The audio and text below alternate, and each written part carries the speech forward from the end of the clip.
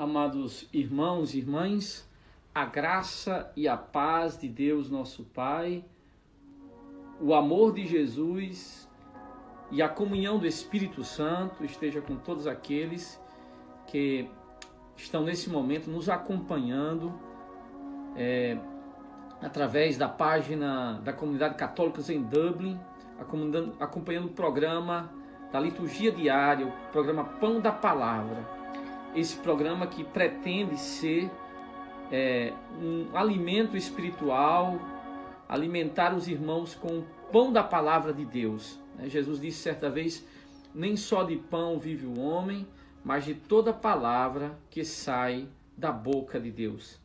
E nós cremos sim que a palavra de Deus é um alimento para as nossas vidas. Queremos oferecer aos irmãos este nutrimento espiritual. Então, iremos hoje ouvir o texto do Evangelho de São João, capítulo 21, de 1 a 14. Nós iremos proclamar o texto do Evangelho de São João, capítulo 21, versos de 1 a 14. Então vamos nos preparar para este momento como é de costume, com uma breve oração. Você pode rezar comigo, você pode pedir ao Senhor que você que irá ouvir possa ser conduzido pelo Espírito Santo. E eu que vos falo possa também ser conduzido por Ele para comunicar palavras que possam transmitir graça, que possam edificar na fé, que possam esclarecer na fé. Então façamos essa prece. Em nome do Pai, do Filho e do Espírito Santo. Amém. Senhor, sejam bem aceitas as palavras da minha boca e o meditar do meu coração.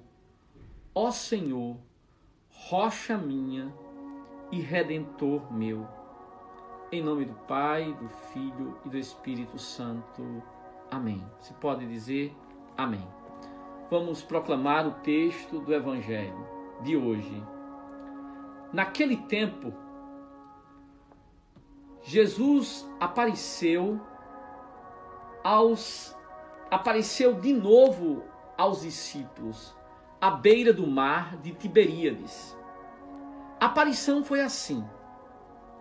Estavam juntos Simão Pedro, Tomé, chamado Dídimo, Natanael de Caná da Galileia e os filhos de Zebedeu, e outros 2 discípulos de Jesus.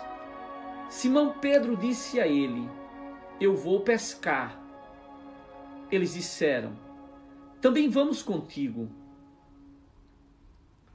Saíram e entraram na barca, mas não pescaram nada a noite inteira. Já tinha amanhecido e Jesus estava de pé à margem. Mas os discípulos não sabiam que era Jesus. Então Jesus disse: moços, tendes alguma coisa para comer? Responderam: não. Jesus disse-lhes: lançai a rede à direita da barca e achareis. Lançaram, pois, a rede e não conseguiam puxá-la para fora por causa da quantidade de peixes. Então o discípulo a quem Jesus amava disse a Pedro: é o Senhor. Simão Pedro, ouvindo dizer que era o Senhor, vestiu sua roupa, pois estava nu, e atirou-se ao mar. Os outros discípulos vieram com a barca, arrastando a rede com os peixes. Na verdade, não estavam longe da terra, somente cerca de 100 metros. Logo que pisaram na terra, viram brasas acesas com peixe em cima e pão. Disse-lhe Jesus: trazei alguns dos peixes que apanhastes. Então Simão Pedro subiu ao barco, arrastou a rede para a terra. Estava cheia de 153 grandes peixes. Apesar de tantos peixes, a rede não se rompeu. Então Jesus disse-lhes: vinde comer. Nenhum dos discípulos se atrevia a perguntar quem era ele, pois sabiam que era o Senhor. Jesus aproximou-se, tomou o pão, distribuiu por eles e fez a mesma coisa com o peixe. Essa foi a terceira vez que Jesus, ressuscitado dos mortos, apareceu aos discípulos. Palavra da salvação. Você pode dizer: glória a vós, Senhor. Amados irmãos e irmãs, nós sabemos que estamos nas oitavas da Páscoa, né? Nessa semana pascal, e todos os relatos evangélicos, todos os textos dos evangelhos, durante essa semana, têm sido exatamente sobre as aparições de Jesus ressuscitado, né? Nós temos ouvido o relato das diversas aparições do Senhor, seja aos discípulos, aos apóstolos, aos líderes da igreja, às mulheres. O que é que tem de diferente nesta aparição de hoje, né? A primeira coisa que nós poderíamos dizer, assim, que salta aos olhos, é o lugar da aparição. Enquanto que todas as outras aparições que nós ouvimos até agora, todos os relatos das aparições de Jesus que nós ouvimos até agora, ocorreram em Jerusalém, o lugar do mistério, o lugar onde a promessa se cumpriu. Agora nós temos uma aparição que ocorreu, e o texto nos diz,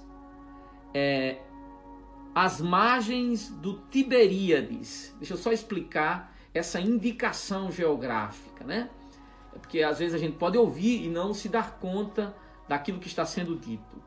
Então, o texto nos diz que a aparição foi às margens do Tiberíades.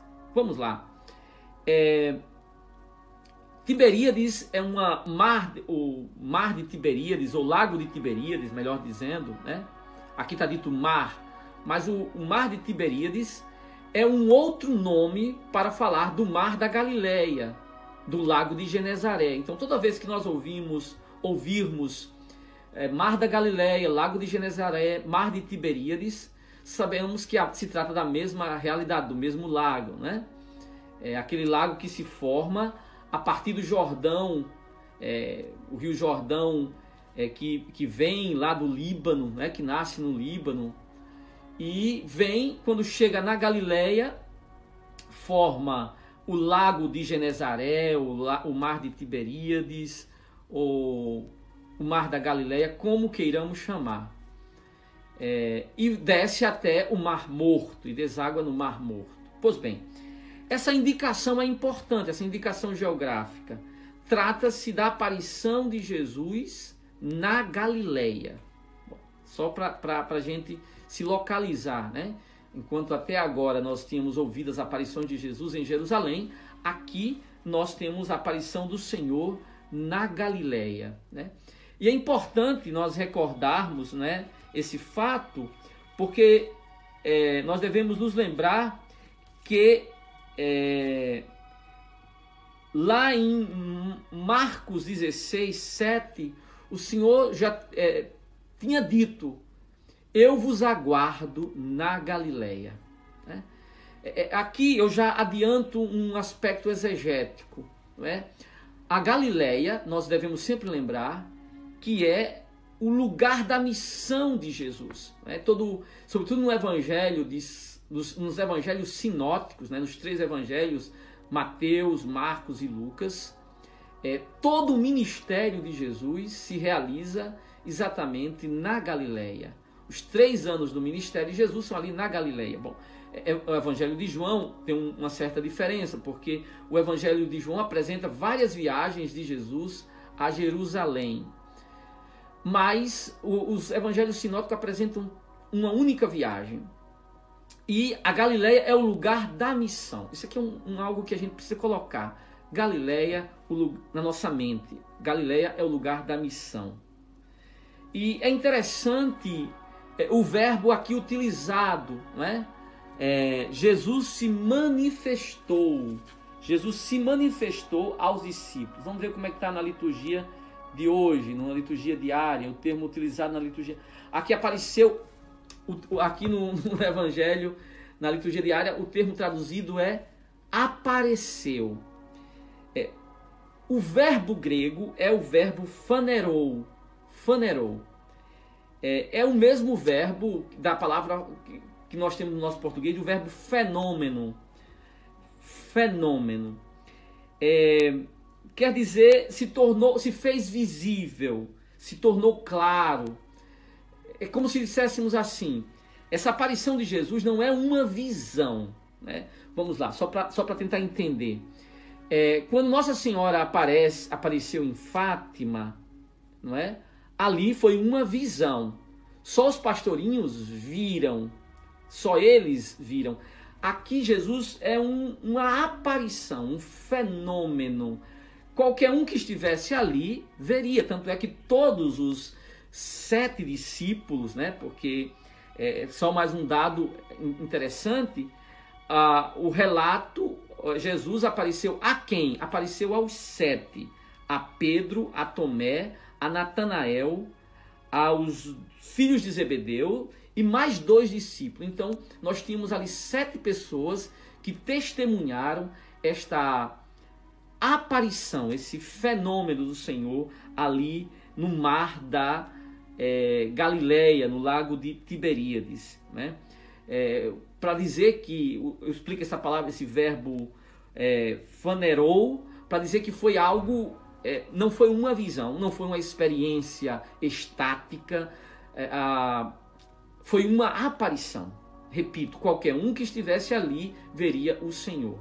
Ele apareceu. Talvez essa insistência de que de fato foi uma aparição se dá porque esse verbo aparece nessa perícope 3 vezes. Aparece aqui no versos 1, no versos 2 e no versos 14. O verbo phanerou. Para dizer que foi realmente uma experiência de Jesus ressuscitado. Amados irmãos e irmãs, vamos agora tentar tirar dessa experiência algumas mensagens também para a nossa vida e para a nossa missão na igreja. A primeira coisa a ser dita é que Jesus apareceu a quem? A Pedro, a Tomé, a Natanael. Os outros não se diz os nomes, sabemos que são os filhos de Zebedeu, por alguma razão não se diz o nome, mais 2 discípulos. Um deles nós sabemos que é o discípulo amado. Mas o que é curioso é que essa aparição de Jesus é dada a quem? A Pedro, que negou Jesus, a Tomé, que duvidou, e a Natanael, que durante o ministério também duvidou, colocou dúvida, né? O Senhor, ele, vamos dizer assim, não é muito seletivo, não é? Ele mostra a sua fidelidade mesmo diante das nossas infidelidades, né? Ele mostra a sua bondade mesmo diante das nossas fraquezas, né? A gente poderia imaginar que a aparição de Jesus ressuscitado deveria ser um prêmio à fidelidade desses discípulos pelo trabalho, pelo serviço prestado. Mas na verdade é uma misericórdia. E eu diria que também essa misericórdia do Senhor, a Pedro, a Tomé, a Natanael e aos outros 7, também pode se manifestar a nós, que talvez muitas vezes temos sido infiéis ao Senhor em nossa missão, em nosso caminho com o Senhor. amados irmãos e irmãs, nós queremos andar um pouco mais adiante e dizer um outro aspecto do Evangelho. É que estão ali 7 discípulos de Jesus. 7. Quem conhece um pouco a numerologia bíblica sabe que 7 é um número da perfeição, a completude. O texto insiste que eles estavam unidos. Como é importante a união. Aqui é como se dissesse, essa aparição do Senhor foi uma aparição não individual, não pessoal, mas a igreja. Como é importante estarmos unidos na igreja, para que o Senhor se manifeste. A unidade, irmãos, é um dom precioso que deve ser buscado. Nada é mais pernicioso do que o espírito de divisão. Resistam a todo e qualquer espírito de divisão dentro da igreja. O Senhor ressuscitado apareceu aos discípulos unidos. Eu insisto e sublinho isso. Devemos sempre buscar a unidade da igreja. E aí eu falo concretamente da sua comunidade, onde você trabalha, onde você vive, a sua paróquia, a sua capela. Lute por isso. Não, a sua família também, não é? Lute pela unidade da família, a igreja doméstica. Porque o Senhor quer se revelar ali, na comunidade. Depois, o curioso é que aqueles discípulos estão fazendo o quê? Estão pescando. Bom, estão no seu trabalho, não é? Nós sabemos pelas Escrituras que os discípulos de Jesus eram pescadores.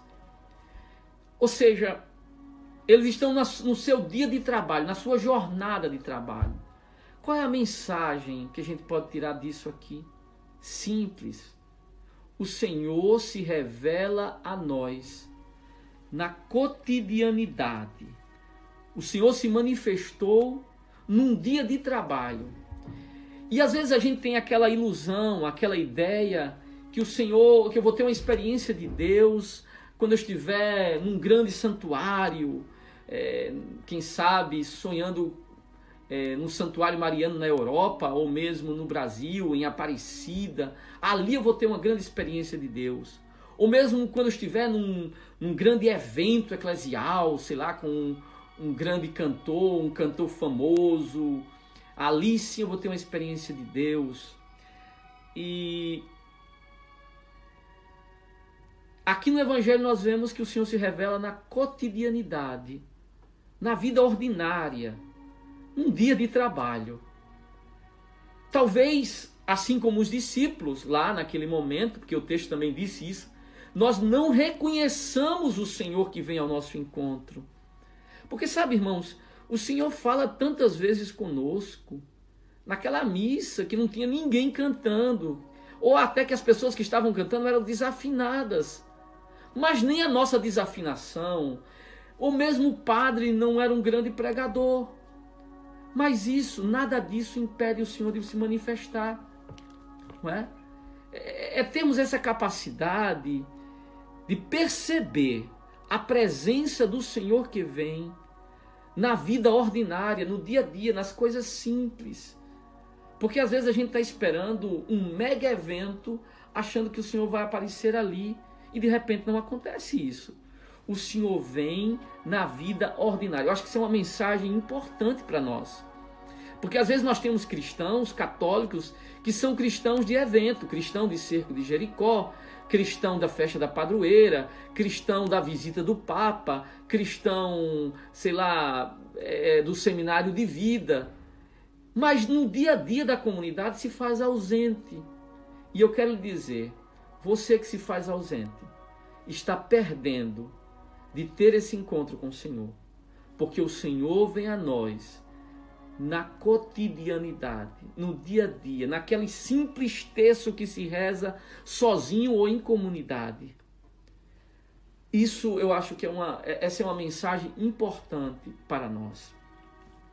Depois, amados irmãos e irmãs, aqui eu diria que o que eu vou dizer agora talvez seja central, né? Enquanto o que eu falei até agora talvez tenha sido, vamos dizer assim, mais uma mensagem moral, sob o ponto de vista exegético, irrelevante. Vamos agora ao que é essencial nessa mensagem, sobretudo na leitura que ao longo da história da igreja tem sido feita desta perícope, desta passagem da Escritura. Veja, via de regra, os padres da igreja, os primeiros teólogos da igreja, né, os nossos pais na fé, têm visto nessa passagem um sinal da missão da igreja. E faz todo sentido, porque se dá na Galileia, e eu falei que a Galileia é o lugar da missão. Jesus fez missão na Galileia. E Jesus aparece ali, e como o Evangelho de João, diferente dos sinóticos, não tem aquela palavra final de Jesus, ide evangelizar, né? Os sinóticos termina com Jesus ressuscitado, diz, ide por todo mundo, pregai o Evangelho a toda criatura. Nós não temos essa palavra final, mas nós temos esse exemplo, essa imagem, né? O João trabalha muito com símbolos. O da pesca milagrosa. E aí, o que é que acontece? A igreja tem visto essa pesca como um sinal da missão da igreja. O papel da igreja. Veja, os peixes simbolizam todos aqueles que serão trazidos para dentro da igreja pela pregação dos apóstolos, pela pregação do Evangelho. Aqui é o exemplo da missão, né? E não é complicado isso, porque basta lembrar o que foi que Jesus disse lá em Mateus 4,19. Eu quero ler aqui o que Jesus disse a Mateus 4,19.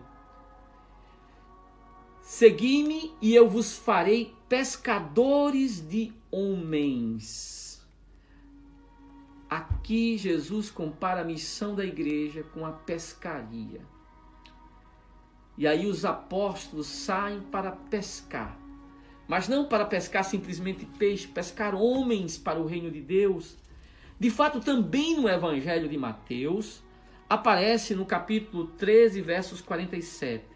O reino dos céus é ainda semelhante a uma rede lançada ao mar, que apanha tudo. A missão do reino é essa grande pescaria. Essa pescaria em que saímos não mais para juntar peixes, mas para tirar homens do mundo. Bom, eu aqui gostaria também de sublinhar um aspecto curioso, né? É que a gente não se apercebe que o que quer dizer pescar? Pescar, tirar um peixe do mar. O peixe, quando sai do mar, ele tem que morrer. Ele morre. Pois bem, tirar alguém do mundo é uma ação que significa uma morte, sim. Morrer para o mundo. Morrer para a realidade do pecado. É um certo sacrifício, não é? Às vezes algumas pessoas querem ser pescadores, mas eles se esquecem que pescador que quer deixar o peixe vivo, não é? Que quer deixar o pecado vivo, não é pescador, não é? Então esse é um aspecto curioso e interessante que nós devemos sempre lembrar. Um outro aspecto curioso é que o texto nos diz, e eu gostaria de realmente apresentar esse dado porque me parece algo importante, é que subiram no barco e naquela noite não apanharam nenhum peixe. Ou seja, aquela pescaria foi um fracasso a noite inteira e não apanharam nenhum peixe. E parece que um pouco é essa vida de pregação, o nosso ministério. Quantas vezes nós nos dedicamos ao ministério, nos dedicamos à comunidade, e a impressão que a gente tem é que o nosso serviço está sendo um fracasso, que o nosso trabalho, que a nossa missão tem fracassado. Mas aí o Senhor diz, lança a rede do lado direito, lança a rede do outro lado, do lado certo. E aí, o que acontece? Milagrosamente, Nós que tínhamos trabalhado a noite inteira, uma vida inteira, um ano inteiro, um mês inteiro e não tínhamos conseguido nada, de repente temos uma fartura de peixes.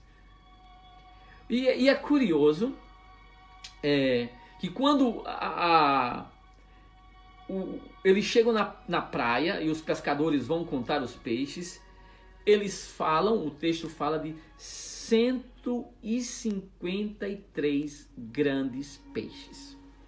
Deixa eu dizer para vocês, esse número é um número muito interessante, né? Porque como é que é possível o texto evangélico dar esse detalhe, né? 153, o número dos peixes que naquele dia os apóstolos conseguiram arrastar com suas redes. 153. Bom, alguns padres da igreja e alguns exegetas têm tentado decodificar o significado desse número, 153. Tem algumas explicações interessantes. A primeira dela, que eu gostaria aqui de apresentar, é aquela de Jerônimo, o grande exegeta da igreja, São Jerônimo, o que traduziu a Bíblia para o latim, para a Vulgata, né, que é a famosa tradução da igreja, foi São Jerônimo. Pois bem, São Jerônimo disse que 153, aqui aparece, porque na antiguidade os zoólogos afirmavam que existiam 153 tipos de peixe. Então naquela pescaria veio todo tipo de peixe. Talvez aqui tenha um sentido, a gente pode colher um sentido interessante, não é? Aquele mesmo sentido que está lá em Mateus 13:47. O reino de Deus é semelhante a uma rede lançada ao mar, que apanha tudo. Quando está cheia, puxam para a praia, juntam o que é bom em vasilhas e o que não presta deitam fora. Ou seja, irmãos, vamos e venhamos, na igreja tem de tudo, não é? Às vezes as pessoas pensam e falam com a gente, mas Frei, lá na igreja eu me decepcionei porque encontrei uma pessoa que tem esse tipo de comportamento, né? Eu esperava ali encontrar outro tipo de gente. Irmãos, o reino de Deus é como uma pescaria. E quando a gente puxa a rede, vem de tudo. Vem peixe grande, vem peixe, como dizem os judeus, né? Kosher, né? Puro, mas peixe que não serve para alimento também. Então, acho que um sentido que nós podemos colher aqui é essa realidade eclesial. Sim, na igreja tem todo tipo de gente. Nós não devemos nos escandalizar, né? Como disse São Jerônimo, todos os tipos de peixes foram arrastados naquela rede. Todo tipo, né? E, irmãos, não somos nós que vamos separar esses peixes, é o Senhor, não é? A única coisa que nós devemos lutar devemos nos esforçar para sermos dos bons peixes, daqueles que vão ser recolhidos nas cestas dos pescadores, do divino pescador. Bom, mas vamos para um outro sentido, aquele descrito por Cirilo de Alexandria. Então, Cirilo de Alexandria dividiu esse número, 153 grandes peixes, em 3 partes. A primeira parte, 100, representa a plenitude dos gentios, o evangelho que é pregado a todas as nações. 50 representa os remanescentes de Israel. E por fim, 3, que representa a Santíssima Trindade, Pai, Filho e Espírito Santo. Bom, qual a explicação está correta? Bom, aproveitemos um pouco de cada uma. Santo Agostinho nos diz que, na verdade, este número é um mistério. É um mistério. Amados irmãos e irmãs, eu não quero me alongar nesta meditação e gostaria apenas de, neste momento final desta meditação, sublinhar exatamente que esta pescaria representa a missão da igreja, a missão de evangelizar. Olhe, esse mandado do Senhor e de evangelizar, que aparece aqui neste evangelho com essa pescaria, que representa, vamos dizer assim, a ação missionária da igreja, deve soar para nós como uma ordem do Senhor. Porque algo que sempre tem nos entristece, que sempre nos entristece, é o nosso fracasso pastoral, né? Quem trabalha em comunidade sabe que muitas vezes experimenta a decepção pastoral. Trabalha e não vê os frutos do seu trabalho, não vê os peixes da sua pescaria. Mas nós devemos ser obedientes ao Senhor, né? O bonito nessa passagem também é a obediência. O Senhor nos mandou trabalhar e nós não podemos parar. Prega oportuna e inoportunamente. Prega onde você tiver a oportunidade, no seu ambiente de trabalho, com seus flatmates, na sua família. Fala de Jesus, fala do Evangelho. Ah, mas eu já tenho feito isso e nunca consegui nada, nunca tive nenhum resultado. Não importa, obedece. Quem obedece não erra. Jesus disse que nós devemos evangelizar. Eu sei que nós vivemos numa cultura que diz que cada um tem sua religião e que a gente não precisa mais evangelizar, porque Deus salva em todo canto. Olha, Deus pode fazer e salvar do jeito que Ele entender, Ele é soberano. Deus é soberano, Ele não é um, vamos dizer assim, não é Deus, eu sou servo de Deus, não é Deus que é meu servo, não posso inverter. Mas uma coisa eu sei, Ele me salvou pela pregação, e uma coisa eu também sei, eu tenho que obedecê-lo. Ele mandou, eu obedeço. O povo simples tem um ditado: manda quem pode e obedece quem tem juízo. O Senhor nos mandou evangelizar, e ninguém pode tirar da igreja, do coração da igreja, esta missão, a missão de evangelizar, oportuna e inoportunamente. Essa pescaria representa aqueles que serão salvos pelas redes da pregação da igreja. E aqui uma última indicação.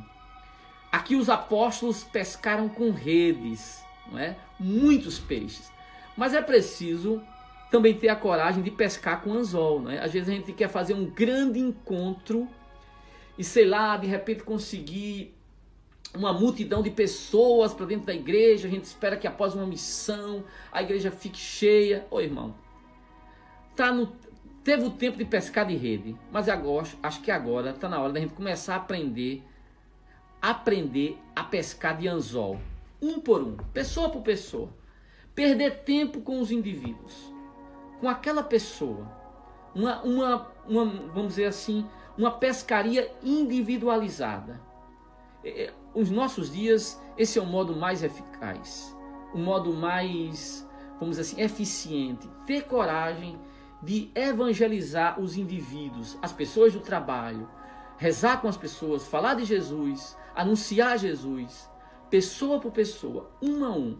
Repito, aprender a pescar de anzol, porque a gente só gosta de pescar de rede, né? Eu nasci numa cidade litorânea chamada Caiçara do Norte, e lá realmente o povo só pesca mais de rede, pelo menos o que eu via, né? A gente criança via o povo arrastar aquelas redes, a gente chamava 3 malho, chegava lá, estava cheio de cisco, de tanta coisa, mas tinha peixe também, e vinha muito peixe. Mas vamos aprender a pescar de anzol, vamos aprender a evangelizar. Irmãos, que maravilha é quando a gente tira alguém do mundo e a gente traz essa pessoa para Cristo. Pesca para Cristo, não é para Cristo, não é para mim, não é para você, é para Cristo. Que o Senhor nos ajude, que o Senhor nos abençoe. Fazemos votos de que essa meditação possa lhe ajudar na compreensão da palavra e na vivência do Evangelho, possa lhe motivar a ser um evangelizador, um pescador de Cristo. né? Um arauto de Cristo, que você diga amém, sim, eu vou falar de Jesus, eu vou criar vergonha, e eu vou, eu falo de tudo, né? O povo agora só fala de política, só fala de coronavírus, vamos falar de Jesus também, vamos falar do Evangelho. Nessas meditações, eu me recuso a ficar falando de tudo aquilo que todo mundo fala o tempo todo. Vamos falar do Evangelho, vamos falar de Jesus Cristo. O povo está precisando ouvir isso também, sobretudo, né? Então, amados irmãos e irmãs, neste momento, encerramento do nosso programa, liturgia da palavra, pão da palavra, vamos fazer uma prece à Nossa Senhora, que ela é a mãe da evangelização, a estrela da evangelização, a rainha da evangelização, que nos ensine a evangelizar, a anunciar Jesus, a anunciar o ressuscitado.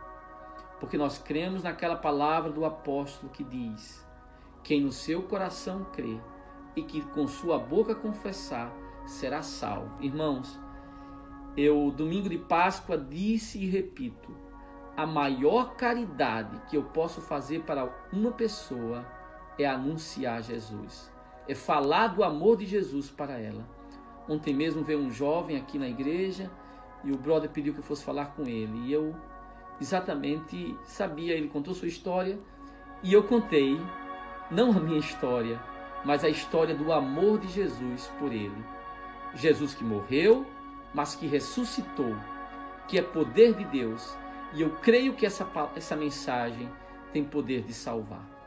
Vamos fazer nossa oração à Rainha do Céu, pedindo que nos ajude. Rainha do céu, alegrai-vos, aleluia. Porque aquele que merecestes trazer em vosso seio, aleluia, ressuscitou como disse, aleluia. Alegrai-vos e exultai, ó Virgem Maria, aleluia. Porque o Senhor ressuscitou verdadeiramente, aleluia. Ó Deus, que vos dignastes alegrar o mundo com a ressurreição do vosso Filho, nosso Senhor Jesus Cristo, concedei-nos, vos suplicamos, a graça de alcançarmos, pela proteção da Virgem Maria, sua mãe, a glória da vida eterna, pelo mesmo Cristo, Senhor nosso. Amém. Amém, irmãos. Que o Senhor nos ajude, que o Senhor nos abençoe e que a Rainha do Céu, Nossa Senhora, possa nos abençoar nesta manhã da oitava da Páscoa, né? Desejar agora uma bênção pascal para você, para que o Senhor ressuscitado possa te iluminar, possa te abençoar, possa te fortalecer. O Cristo ressuscitado, o Cristo vivo, possa te dar a graça. Estenda sua mão para receber essa bênção.